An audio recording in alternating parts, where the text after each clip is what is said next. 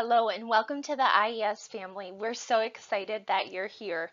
Today we have a pre-orientation presentation for you that really is a deep dive into innovative education services. We are so excited to share with you our history, who we are, what we believe, and we're so thankful that you're a part of this journey with us. What we recommend is that you guys have something to write with and something to write on so you can jot down things that kind of stick out to you during this presentation, but then also questions that you have. So you can take that back to new teacher orientation and we can answer any questions that you have. So sit back, relax, and let's get started. So one of the biggest questions that we get, or the most frequent questions that we get, is who or what is IES? Well, Innovative Education Services is a management company. It is a privately owned management company that currently manages a couple of different public schools, public charter schools to be exact. IES currently manages InnoAcademy Zeeland Campus, InnoAcademy Allegan Campus, and iAcademy Global. Along with that, we have programs within those schools, like our preschool program, Pre-Academy, and our immersion program, which goes from pre-K all the way through middle school, Las Huellas. IES is really there to manage personnel, vision, values. They are directly connected with our charter agency, LSSU, which we'll talk more about later in the presentation. IES is who a lot of our employees who kind of work with multiple schools that's their home. But IES is where all of us get paid from. You will get your checks that say Innovative Education Services, even though you maybe work at one of the charter schools that IES manages. And so if you think about IES like the umbrella and each of the schools that it manages as pieces underneath the umbrella, that umbrella is what we're going to talk about in just a second that holds us to our mission, our vision, and our values. And we'll explain a little bit of how IES came to fruition in the next few slides. So charter schools are really unique, and our charter schools specifically really have a recipe that is unique that we're going to talk a lot about today. A charter school is a public school. We are funded through the same state funds that other public schools get, the same per pupil accounting. We are not a part of the millages, though, that public school districts are a part of. Another thing that's interesting about charter schools is that in order to be a charter school, you need to have a chartering agency that kind of supports you and sponsors you and says, yes, we are willing to walk alongside of you and kind of take you under our wing. Our chartering agency is LSSU, Lake Superior State University, and that's in Sault Ste. Marie, Michigan. And we work really closely. All three of our schools work really closely with LSSU. One thing a lot of people have that is a misconception about charter schools is that we are required to obtain and attain the same Common Core standards, the same laws, rules, and regulations as any other public school district. But in addition to that, our chartering agency and most charter agencies have additional expectations and goals that they have for us to meet. So not only are we required to adhere to the same public school state laws, we have an additional set of expectations that really hold us to the most high standards. And we're so thankful for that because LSSU has been a great partner with us to not only cheer us on, but also push us to continue to grow and innovate and really stick to our mission and our vision, along with our boards, of course. And so our charter schools are public. They are not tuition based. They are per pupil funded, which is why count day is so important to us. And we are held to the same rules, laws, and expectations as any other public school. What's unique about our charter school is our story. It's our story, it's our recipe, and it's our mission and our vision and values, which we're going to spend a ton of time unpacking. So here's a nice little timeline that we can just kind of walk through together. In 1996, an idea was formed by the Inno Group, we'll tell you more about that in a second, that really wanted to make an impact on the world in a nonprofit sort of way. So was it going to be an orphanage? Was it going to be a school? Was it going to be something else? So that idea was really formed in 1996. And about 10 years later, four folks came together and they said, okay, we're going to start this school thing right here in West Michigan. And we partnered with a couple of other businesses in the area to do so. And in 2007, we began our 5-year pilot with Zeeland Public Schools. And when I say pilot, I mean we were a magnet school of Zeeland Public Schools. So think about it like a school within a school. Our first year, we had 35 students and only 3 of us teachers. The next year, we grew to 80 students, 7 teachers, and our Mexico school in Saltillo, Mexico, Arteaga is the small town that it was in, started simultaneously. In 2009, we outgrew the space that we started in Woodbridge Elementary School, and we moved to Roosevelt Elementary School, where we were there for 3 years. Here we had 150 students, and we grew in staff as well. In the end of that time with Zeeland Public Schools, we really were feeling passionate about going the charter school route. We knew that our recipe was really conducive to something outside of a public school system. And so we really started to exercise the idea as the pilot through Zeeland Public was ending to really branch off on our own and take our school elsewhere so we could really run with the mission and vision that we had for this school originally in 2007. And so in 2011, we received our charter school from LSSU, as well as a $500,000 federal grant to get things started. That came in April, and our charter school opened in August of that same year. In 2012, we opened our Homestead campus with 194 students, and that was just the InnoAcademy campus at that point. The next year, we opened Pre-Academy, iAcademy Global, and Spanish Immersion started off with just our K-1 crew. Can you tell how rapid things kind of went after we got our charter? In 2014, we had the amazing opportunity to open InnoAcademy Allegan campus with 35 students and 3 teachers. Does that sound familiar? That's exactly the same number that our InnoAcademy Zeeland campus started with our first year. Isn't that amazing? It was completely meant to be. The InnoAcademy Allegan campus has an amazing story of how that came to fruition, and we can't wait to tell you about that. In 2015, InnoAcademy, iAcademy, and InnoAcademy Allegan continued to grow in numbers and continued to grow in staff. And since then, now we're starting the 18-19 school year. We have grown tremendously. Our programs are flourishing, and we're so excited to dive into those a little bit more with you today. We just wrapped up our 11th year of InnoAcademy, including Las Huellas, where we had 328 students. iAcademy wrapped up its 5th year with 225 students. InnoAcademy Allegan wrapped up its 4th year with 98 students. And Pre-Academy is in its 5th year with 48 students. Pre-Academy has a 2-day option and a 4-day option. The 4-day option has the both morning and afternoon option and is a GRSP school, And so that is just such a blessing to see where we started just a few short years ago to where we are today. So IES is a part of the Inno Group. We are one big happy family. The Inno Group includes a lot of different companies that I'm sure you've seen in the West Michigan area. InOnTime, Vortec, Tiger Studios, Ventura, InnoTech, and InnoBlocks, just to name a few. What is beautiful about this is that there are so many opportunities for us to support one another, and we have an opportunity to really get to know how we started, where our roots came from. And so you're going to hear throughout New Teacher Orientation these businesses who help support us or who are our contacts for certain things in parts of our school. And also we're going to have a chance to get to tour some of the Inno Group facilities as well, so you can kind of see what their purpose is in our area. So I hope that you could see some trends in those videos about the things that really just make our schools different. Just Right Learning is this ability to meet kids where they are at. We don't say just because you're a chronological 3rd grader that you have to stay in 3rd grade in all of your subjects.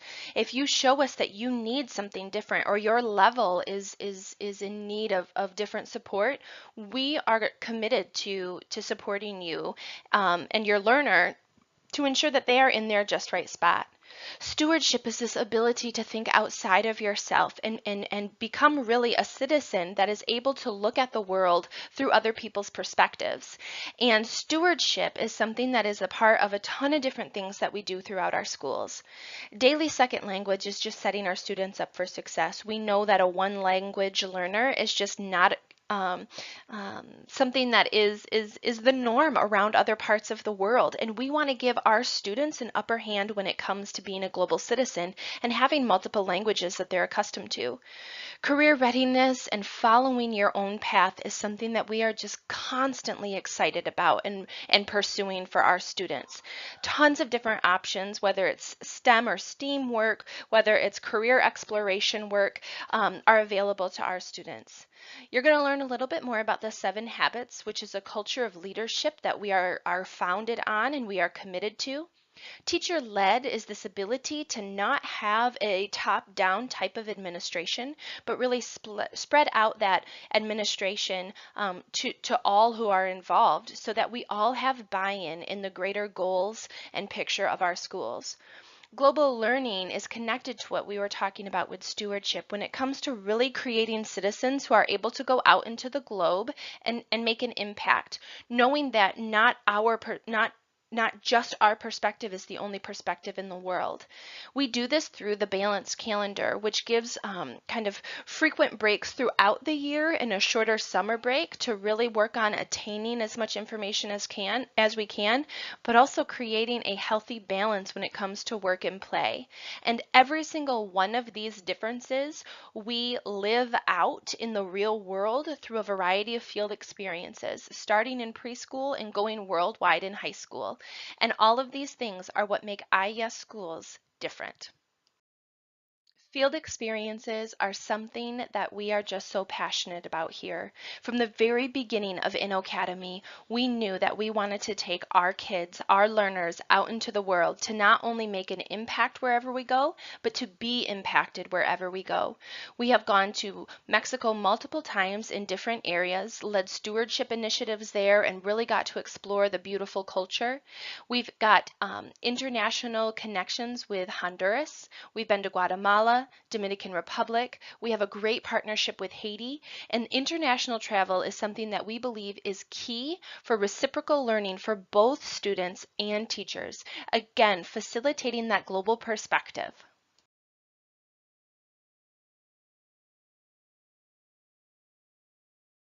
Leadership is something that we want to inspire in our students of all ages. So whatever that looks like at each developmental age.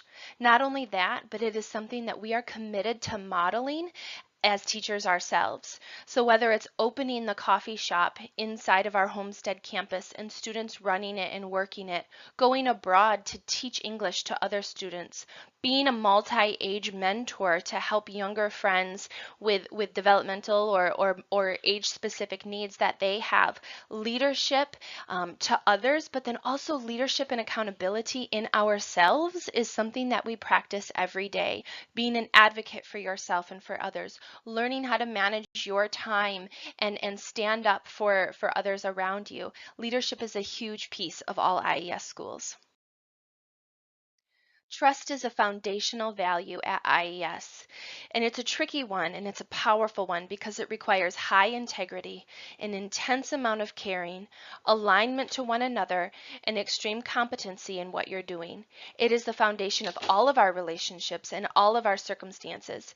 People must know that their welfare and growth is critical to each and every one of us. We want to cultivate a culture of trust with one another, with our parents, and with our students.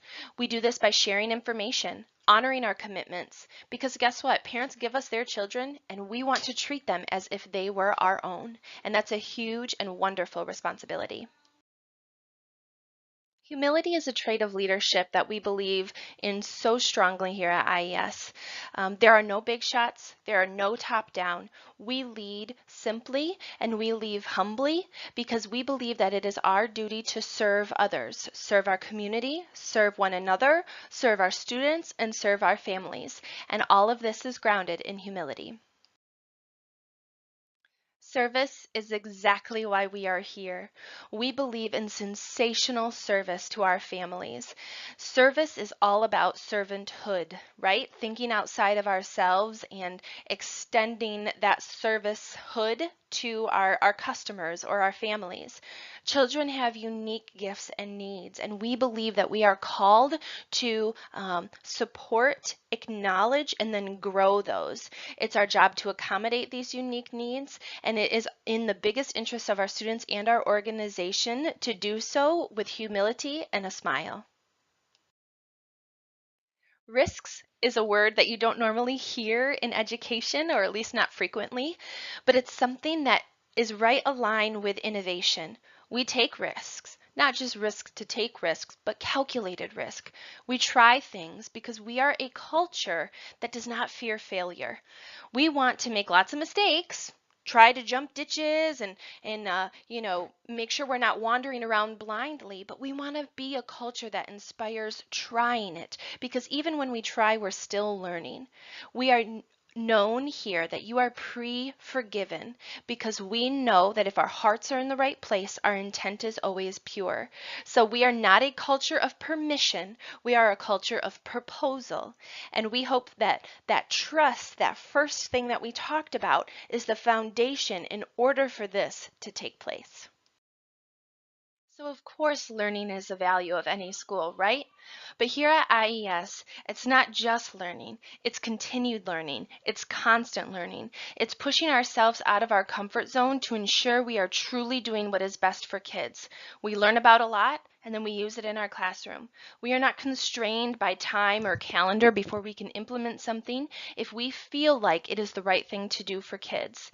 So professional development, group reading, pushing our teams, learning together as a team, all of this are ways that we can continue to inspire a culture of learning throughout our IES family. Fun. We know that if we lead by example, our students are going to see that example. And why not have that example to be fun? We are enthusiastic about what we are doing. We are passionate about what we are doing. And we want to show our families that we have fun doing what we're doing. We throw ourselves at problems with a smile, with a laugh. We share what we feel. We own when we're struggling or maybe when we had a setback. And we do fun things together as a team because we know that working together, of course, brings about more innovation, more fun, and more problem solving. And we want our students to see that with us as a team and with us as a community at IES. Teacher-led is one of the trickier concepts of our IES values that people kind of take a little bit to get their heads wrapped around. In teacher-led, there is no they. We've talked about not having a top-down mentality here. And that means that each teacher owns a school responsibility in addition to their teaching responsibilities.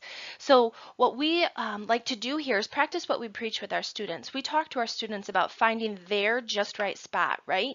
We want to do the same thing with you guys as staff, finding your passion place when it comes to those extra school responsibilities. So maybe it's in finance, maybe it's in marketing, maybe it's in social media or field experiences or international travel.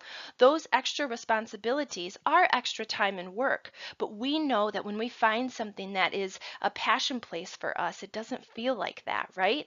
And so we bring others to the team that we work together with, and we coach them all to get there. This is called dirty hands, and we use our gifts and our passions to benefit the whole. And it's something that it is a privilege. Like we said before, this allows us to have buy-in to all the greater school decisions that we get to be a part of. Like we talked about before, stewardship is the genuine desire to use what we have to positively impact the world around us, whether that's our local world, our statewide world, or our global world. We are stewards of our finances. We spend it like it's ours. We know that anything that has to do with money directly impacts our students. And so we want to be good stewards of our resources, of our time, and we also want to impact the world around us in a positive way. Stewardship is that genuine ability to think outside of ourselves for the greater good around us. And this is something that we start practicing the moment our students come into our schools. Change is something that we have the ability to do differently because of our balanced calendar and because of our culture of teacher-led and risks and pre-forgiveness. We love change and we see our primary role as change agents. We are not ones to just do it because it's always been done that way. We don't do change just for change's sake, but we do it in a calculated way, constantly using our filter of our vision, mission, and values to ensure what we are doing and what we are changing is because it's what's truly best for our kids and growing our kids.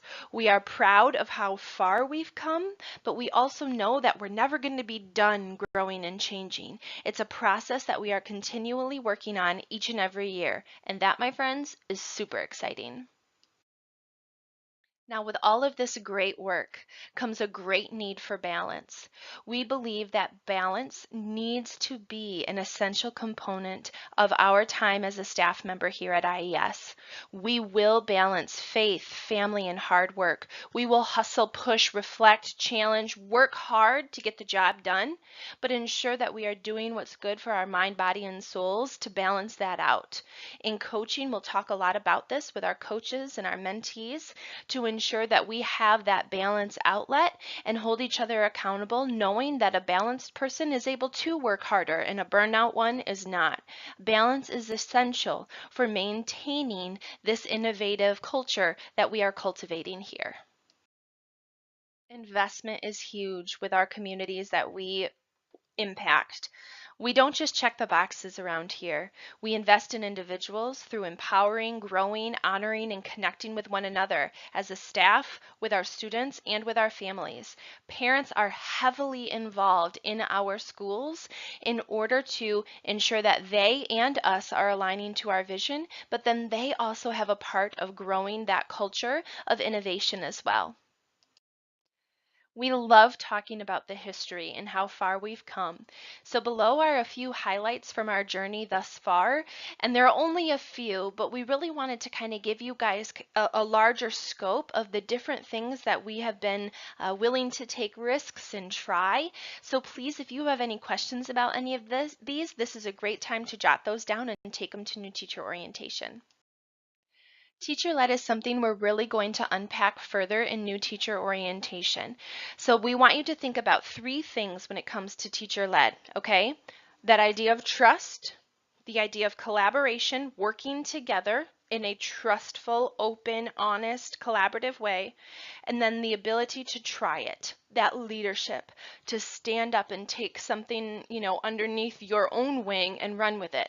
All three of those components are really what teacher-led is all about. In order to build that culture of trust, we've got a little self-assessment here that we would love for you to do on your own, and then maybe jot down the results and take them to your New Teacher Orientation.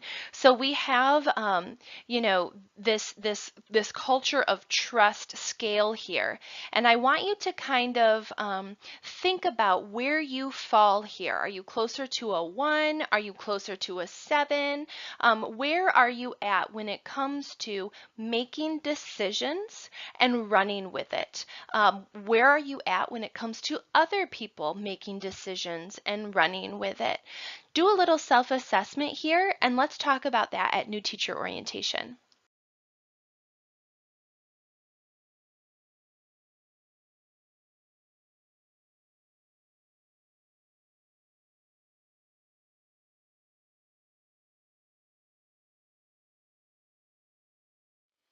So an SR is something we're going to continue to really dive into in New Teacher Orientation, but these are those extra school responsibilities that we were talking about.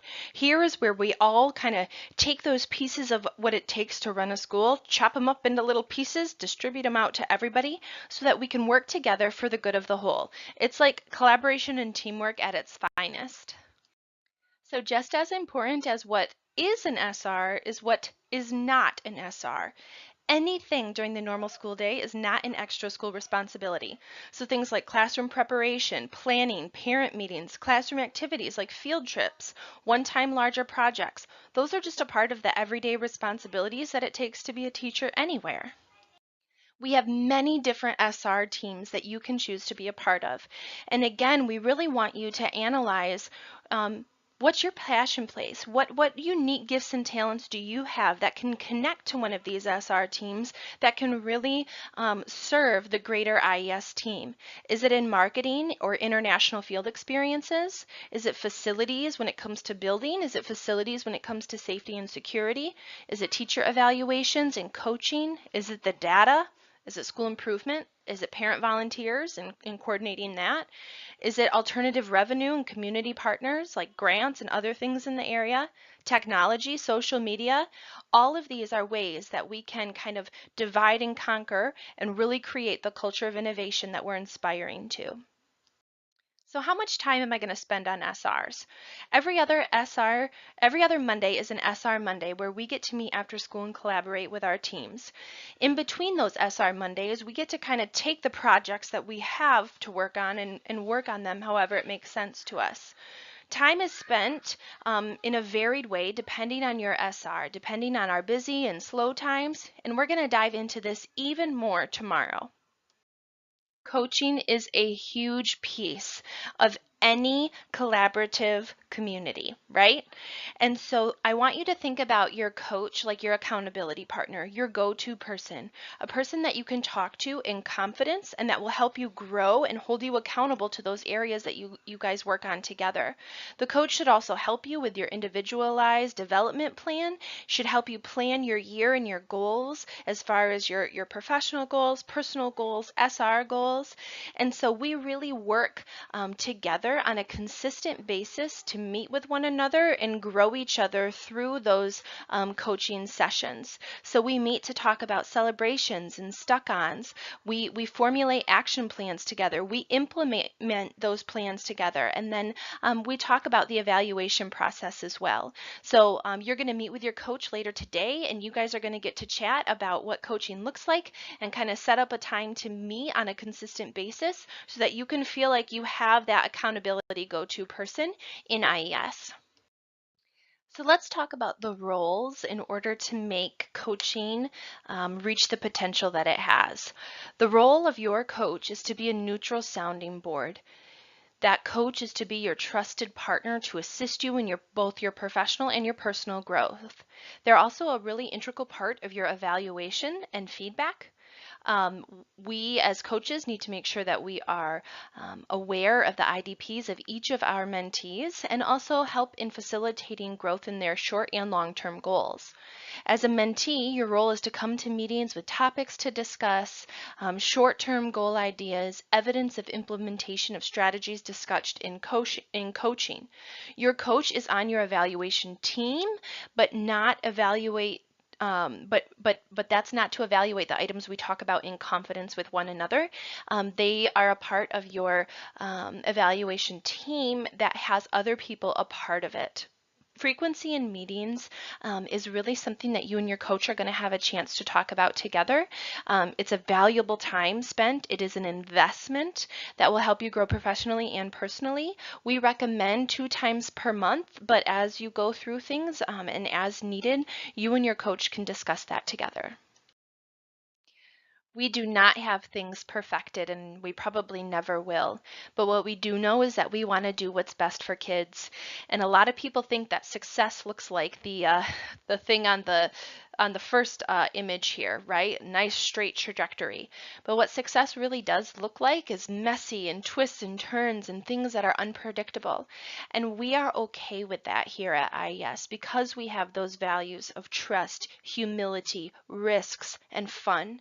And so as we go through this year together, it's not going to be all butterflies and rainbows. Things might get a little bit messy, but if we know that we're growing, then that's really the most important thing.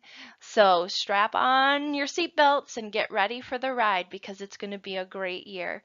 Thanks, guys.